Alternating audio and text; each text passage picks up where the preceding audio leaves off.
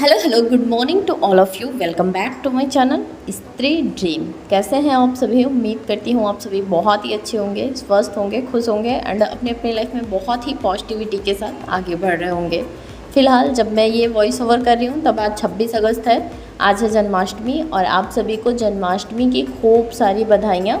वैसे हमारे फेस्टिवल कितने जल्दी आते हैं और कितने जल्दी जल्दी बीत जाते हैं और धीरे धीरे ये साल भी लगभग बीतने वाला हो गया। 7 महीना तो ऑलरेडी हम लोग इस साल के कंप्लीट कर चुके हैं एंड देखते ही देखते ये 8वां महीना भी हमारा साल का पूरा होने वाला है। और आप लोगों को एक चीज़ और भी बताऊँ, मेरे हस्बैंड दिसंबर से गए थे ना, तो 8 महीना उनको कंप्लीट होके मतलब 9th मंथ्स रनिंग हो गया है। फ़िलहाल अभी उनको आने मुझे लगता है कि लगभग 1 साल के आसपास का ही टाइम इस बार लगने वाला है टोटल मिलाकर। ये ब्लॉग मैंने कल रात से ही स्टार्ट किया था। कल 25 तारीख थी, 25 अगस्त, और रात को मैं आजकल पढ़ाई करती हूँ। जैसे मैं शाम को खाना पीना आजकल नहीं बनाती हूँ, तो जो भी मेरे काम रहते हैं शाम को बर्तन वगैरह साफ़ कर लिया एक ही बार, मतलब 3-4 बजे के आसपास। और उसके बाद जो भी खाना पीना होता है 6-7 बजे तक हम लोग मतलब खा लेते हैं। शादी को भी 8 बजे तक दूध वगैरह पिला के फिर मैं सुला देती हूँ। उसके बाद मुझे फिर कोई काम नहीं होता है। कभी कभी होता है कि सारवी जल्दी सो जाती हैं एंड कभी कभी होता है कि नहीं सोती हैं एंड सारवी का कोई फिक्स भी नहीं रहता। कभी कभी तो जागती रहती हैं फिर भी पढ़ने देती हैं एंड कभी कभी जागती रहती हैं तो फिर पढ़ने नहीं देती हैं। तो फ़िलहाल आज ये सो गई थी और मैं बैठ गई थी पढ़ने के लिए, तो मैंने सोचा मैं ब्लॉग बनाती हूँ, क्योंकि आजकल पता नहीं क्यों जैसे ब्लॉग बनाने में थोड़ा मोटिवेशन कम आ रहा है। एंड मैं और भी यूट्यूबर्स को देख रही थी, सारे लोग आजकल थोड़ा सा तो डाउन चल रहे हैं, क्योंकि लोगों को ना क्या होता है कि हमारा डिसिप्लिन हम बनाते तो हैं जैसे कोई रूटीन, बट उसे डिसिप्लिन के साथ फॉलो नहीं कर पाते हैं। क्योंकि उसके पीछे भी रीज़न है। रीज़न ये है कि हमारी लाइफ में ना सिर्फ एक ही चीज़ नहीं हो रही है, हमारी लाइफ में हमारे आसपास बहुत सारी चीज़ें ऐसी हो रही हैं जो कि हमें पॉजिटिविटी तो कम देती हैं एंड नेगेटिविटी बहुत ज़्यादा दे देती हैं। और कभी कभी क्या होता है कि हम पॉजिटिविटी को बहुत कम गेन कर पाते हैं एंड जो नेगेटिविटी वाली चीज़ें होती हैं ना उसको हम ज़्यादा गेन कर लेते हैं, और जिसकी वजह से ना हमारा एक दिन ऐसे वेस्ट होते चला जाता है। फ़िलहाल अभी मुझे समझ में आ गया है, कल मेरे साथ बहुत बड़ा हादसा हुआ है जिससे कि हम माँ बेटी की जान भी जा सकती थी एंड 1 मिनट में सब कुछ ख़त्म हो सकता था।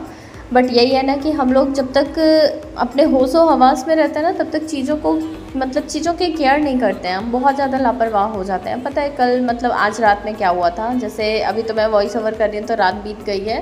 फ़िलहाल सुबह सुबह ही मैं बहुत ज़्यादा डर गई थी कि कल रात में मैं 8 बजे के आसपास सानवी को दूध पिलाई थी गर्म करके गैस पर, एंड पता नहीं मेरा माइंड कहाँ था, मैंने क्या किया, कब किया, कैसे किया, मुझे कुछ पता ही नहीं है। मैंने गैस चालू करके छोड़ दिया और ना मैंने रेगुलेटर बंद किया, ना मैंने गैस का मतलब फ्लेम बंद किया, और फ्लेम चालू नहीं था, फ्लेम बंद था, और मुझे स्मेल भी नहीं हुआ। और शुक्र है कि मतलब कुछ हादसा नहीं हुआ। पूरी रात मेरी गैस लीक हुई है और इस तरह से लीक हुई पूरी गैस मेरी ख़त्म हो गई। जितनी भी गैस मेरे सिलेंडर में बची हुई थी सारी गैस लीक कर गई।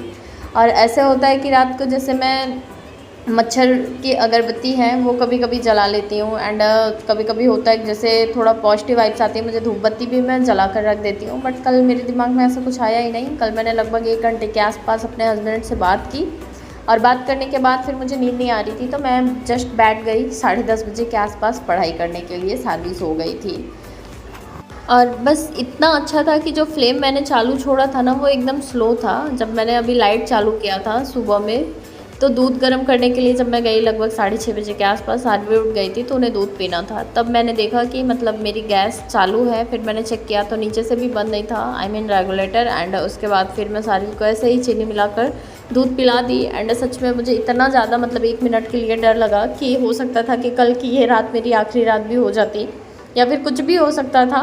बट भगवान बचा लिए, मतलब जो भी कुछ था खतरा, सारा खतरा भगवान पता नहीं कैसे टाल दिए। एंड अब मुझे समझ आ रहा है कि ये जो हम लोग परेशान रहते हैं ना, ऐसा है वैसा है ना, 1 मिनट का किसी को पता नहीं है कब क्या हो जाएगा। फ़िलहाल सुबह सुबह फिर गैस वाले भैया को कॉल किया एंड लगभग 9:30 बजे के 9:30 क्या 9 बजे के आसपास फिर वो हमारा सिलेंडर एक्सचेंज करके गए एंड चेक करके गए।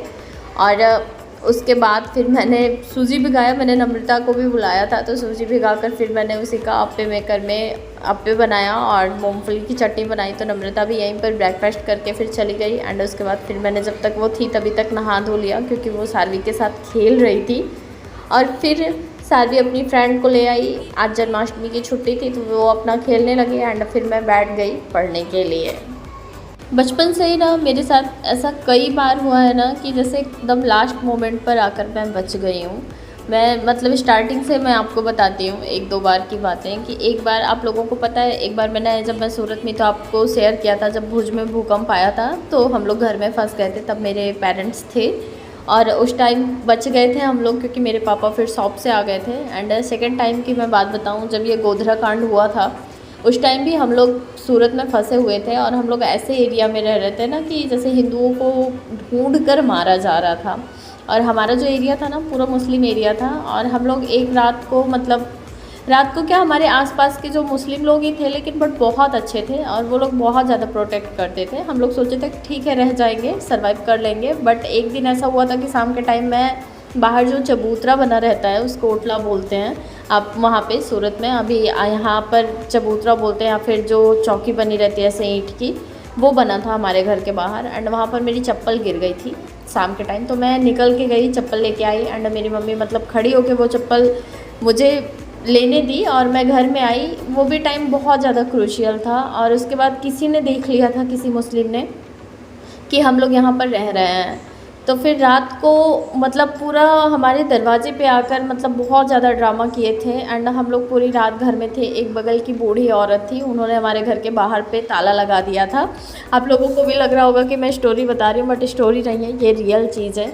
वो औरत वहाँ पर मतलब ताला लगा दी थी एंड सुबह के टाइम वो लोग हट जाते थे। रात के टाइम पर बहुत ज़्यादा मतलब गुंडागर्दी होती थी, बहुत ज़्यादा मारपीट होता था। और उसके बाद फिर सुबह सुबह ही मतलब एकदम भोर में ही जब सब हो गया तो वो औरत आके हम लोगों को बोलती ना कि आप लोग प्लीज़ यहाँ से चले जाइए कहीं सुरक्षित जगह पर। तब वहाँ पर एक जगह है सचिन करके सूरत में, तब वहाँ पे हमारे कुछ रिलेटिव्स रहते थे, तो जहाँ पर हम लोग रहते थे वहाँ से निकल कर फिर हम लोग वहाँ जाकर शिफ्ट हुए एंड उसके बाद फिर कुछ दिन और किसी के घर जाकर रहे।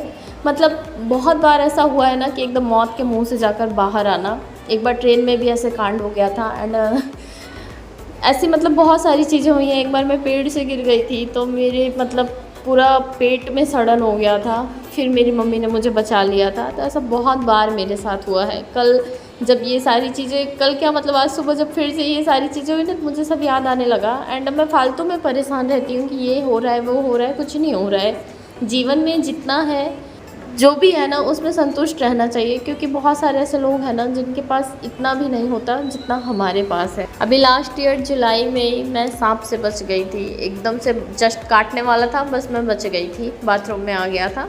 तो बस इसी तरह से चीज़ें लाइफ में होती रहती हैं, कुछ पता नहीं है कब क्या हो जाए, इसलिए जो भी लाइफ है ना उसको अच्छे से एंजॉय करके जिएं। क्या पता जीवन में कब कौन सा मोमेंट आखिरी हो जाए। तो बस आज के लिए इतना ही, कल फिर मिलती हूँ एक नए वीडियो ब्लॉग के साथ, तब तक के लिए बाय बाय।